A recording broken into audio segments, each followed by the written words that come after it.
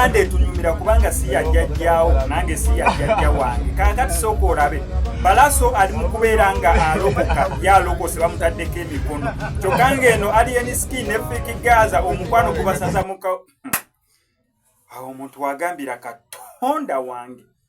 Singa walaba engeri Fiki Gaza gye yajjamu nga timu Fiki Gaza bawaga buwazi wao oyo yagenda okujja wali Alien Skin oyo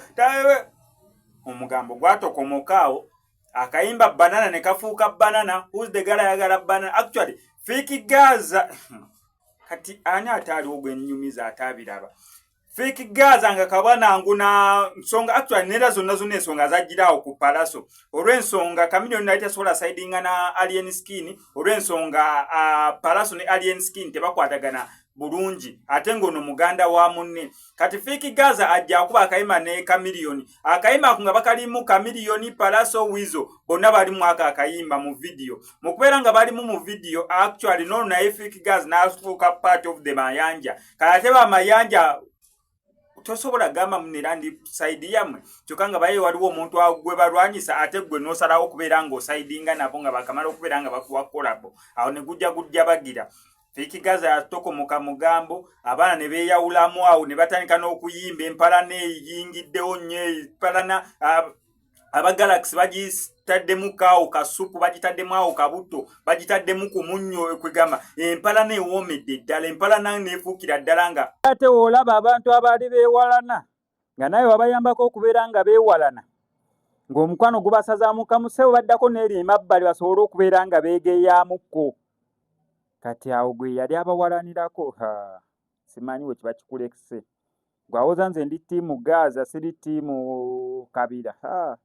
mbeera simanyi wawe kikulese ng'ate Uganda yaffe yeeyo abo nga tubamaze Palaso olunaku olwaleero abasobodde okubeera nga bamuteekako omukono abasinga bagamba alokose simanyi wa bulijjo mulokole oba si mulokole naye ba Palaso si balokole oba baki bakatoliki bakristaayo ba Adventi simanyi ddiini yaabwe ennungi naye si nti balokola azini balokole naye okusinza ku nzikiriza yaabwe abaziyamba sapuli yabeera abaki oba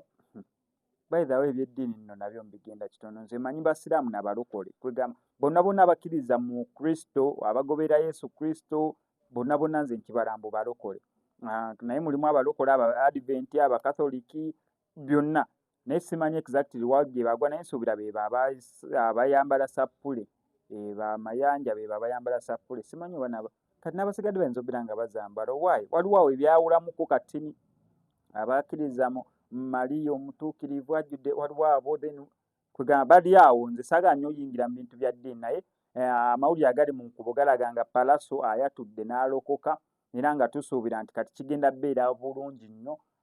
nsuubira tewagenda kuddamu kubeerawo nsasagge kyendi mu kubeera nga nsabirira aleme kuddamu kubeerawo nsasagge kubanga omusajja wuuli eri yasiramuka kati ono alokose kati awo Mukama Katonda bonna ababeere basobole okubeera nga babeera baana abalungi. Ngenda sigala nkuwa updates gwe kyonna okola subscribing nga notification bell ebisigadde obindekere.